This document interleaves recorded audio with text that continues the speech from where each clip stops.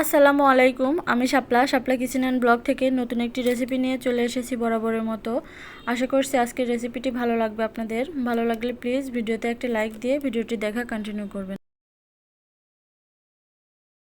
তো চলুন দেখে নিই রুটি থেকে কিভাবে আমরা তেলের পিঠা তৈরি করি।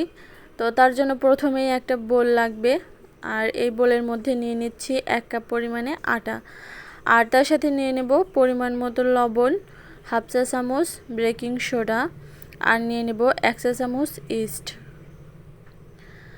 এখন হালকা গরম পানি দিয়ে এটাকে মেখে নেব। তার আগে শুকনো উপকরণগুলোকে একটু মেখে নিচ্ছি এভাবে।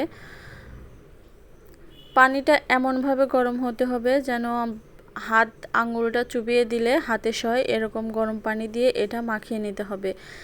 তো আমি এখানে চিনি দিতে ভুলে গিয়েছিলাম, তাই চিনিটা দিয়ে দিলাম। আপনারা যে যতটুকু মিষ্টি খাবেন সে অনুপাতে চিনিটা দিয়ে দেবেন। তো দেখুন আমি এখন এটাকে একটা সফট ডো তৈরি করে নিয়েছি। এটাকে আমি রেস্টে রেখে দেব 2 ঘন্টার জন্য কোনো গরম জায়গায়। তো ফিরে আসছি 2 ঘন্টা পরে। আপনারা চাইলে চুলার পাশে অথবা গরম পানির মধ্যেও এটা বসিয়ে রাখতে পারেন। তো 2 ঘন্টা পরে এটা ফুলে ডাবল হয়ে গেছিলো। এখন প্রচুর আঠালো লাগছে, এজন্য আমি একটু হাতে তেল মেখে নিলাম। তেল মেখে এটাকে আবারও ভালো করে মেখে নিতে হবে। এটা কিন্তু বেশি শক্ত করা যাবে না, আবার একেবারেও নরম করা যাবে না, এভাবে মেখে নিতে হবে। এখন আমি ডো থেকে একটু আটা নিয়ে একটা মোটা দেগ করে রুটি বানিয়ে নেব। এই রুটিটা এমনভাবে করতে হবে আমরা যেরকম নর্মাল রুটি খাই তার থেকে একটু মোটা। আপনারা চাইলে তার চেয়ে বেশিও মোটা করতে পারেন, তাতেও কোনো সমস্যা নেই, কিন্তু নর্মাল রুটির থেকে মোটা করেই এই রুটিটা তৈরি করতে হবে। এখন একটা স্টিলের গ্লাস দিয়ে আমি এভাবে কেটে নিচ্ছি। আপনারা চাইলে কুকি কাটার বা যে কোনো কৌটার মুখ দিয়েও এটা কেটে নিতে পারেন। যার হাতের কাছে যেটা থাকবে সেটা দিয়েই এটা কেটে নিতে পারেন। এভাবে করে তেলের পিঠাগুলো বানালে কোনো ভয় থাকে না যে হবে কি হবে না। যারা একদমই নতুন, একেবারেই তেলের পিঠা বানাতে পারেন না, তাদের জন্য এই রেসিপিটা একদম সহজ হবে। আর পরিবারের সবারই মন জয় করে নেবেন এই রেসিপিটা করে। তো এভাবে করে আমি সবকটা বানিয়ে নিয়েছি। আর এভাবে করলে 1 কাপ আটা থেকে অনেকগুলোই তেলের পিঠা বানানো যায়।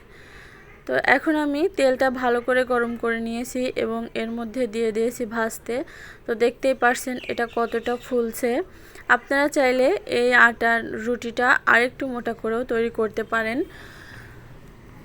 আর এটা ভাজতেও কিন্তু খুব একটা বেশি সময় লাগে না, খুব তাড়াতাড়ি এটা ভাজা হয়ে যায়। আর দেওয়ার সাথে সাথেই কি সুন্দর ফুলে উঠছে, এটা দেখতেই পারছেন। এটা কিন্তু ভেতরে কাঁচা থাকারও কোনো সম্ভাবনা থাকে না। একদমই ইজি প্রসেসে আজকের তেলের পিঠা রেসিপিটা শেয়ার করেছি।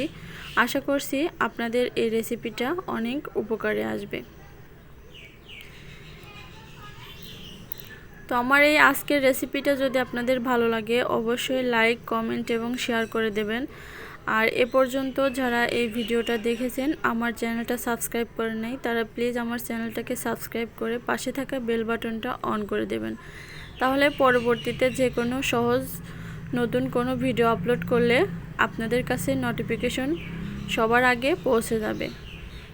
তো এই যে দেখুন কতটা সুন্দর হয়েছে, দেখে নিশ্চয়ই বুঝতে পারছেন এটা কেমন হয়েছে। তো আজকের মতো এখানেই বিদায় নিচ্ছি। চলে আসবো অন্য কোনো দিন অন্য কোনো রেসিপি নিয়ে। ততক্ষণ সবাই ভালো থাকবেন।